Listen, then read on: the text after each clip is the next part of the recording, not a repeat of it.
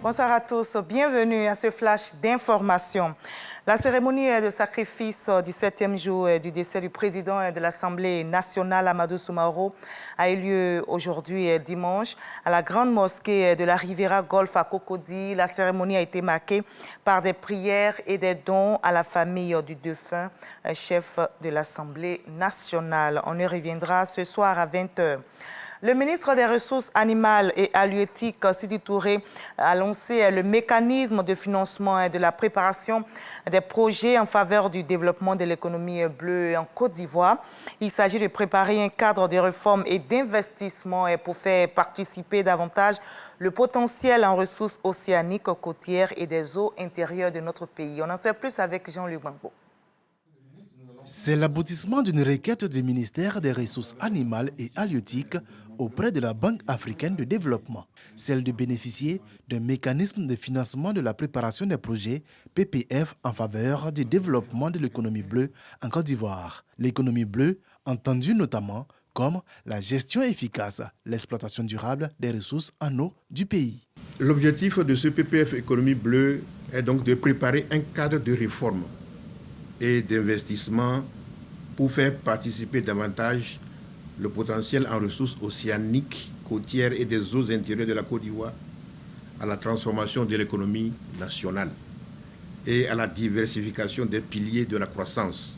La Côte d'Ivoire entend identifier à travers le lancement de ce projet les principaux moteurs de l'économie bleue et a élaboré un plan national d'investissement pour sa promotion. Pour que l'économie bleue, décrite comme la nouvelle frontière de la Renaissance africaine et considérée comme l'avenir de l'Afrique, prenne enfin tout son sens au niveau national, j'ose espérer qu'à l'issue de la mise en œuvre du PPF économie bleue, des mécanismes fonctionnels de coordination et de coopération institutionnelle pertinents soient identifiés et adoptés en vue d'accélérer la mise en place des politiques de gestion de pêche et d'aquaculture cohérentes et harmonisées.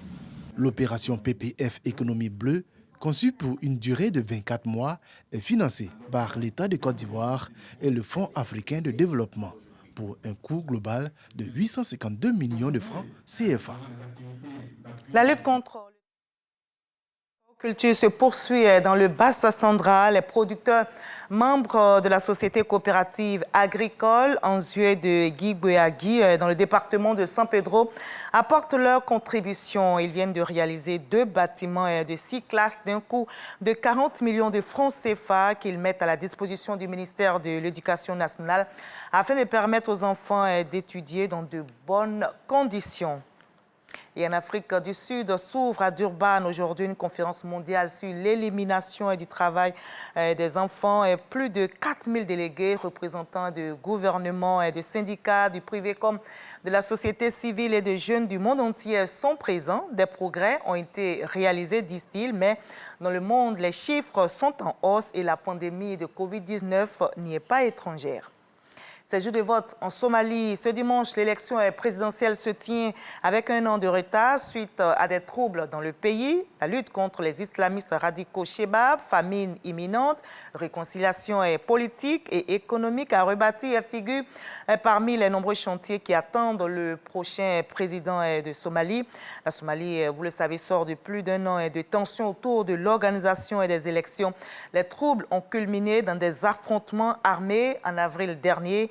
Après l'annonce de la prolongation du mandat du président Mohamed Abdelali Mohamed, arrivé à échéance, au total, 36 candidats sont en lice et le président sortant est candidat à sa réélection. Kigali et Londres ont signé un accord pour dissuader les traversées illégales de la Manche. Eh bien, aujourd'hui même dimanche, le programme est mis en place avec des premiers envois de migrants. Le Premier ministre britannique a affirmé hier que 50 migrants arrivés illégalement sur le territoire vont être envoyés au Rwanda. Cet accord, libellé Partenariat de développement économique, a été signé entre Londres et Kigali le mois d'avril dernier afin que les migrants et demandeurs d'asile au Royaume-Uni soient envoyés dans des camps le temps que leur dossier soit traité. Et cet accord est décrié par des associations de défense des droits de l'homme. Et moi, je vous retrouve à 20h pour la grande édition. À tout à l'heure.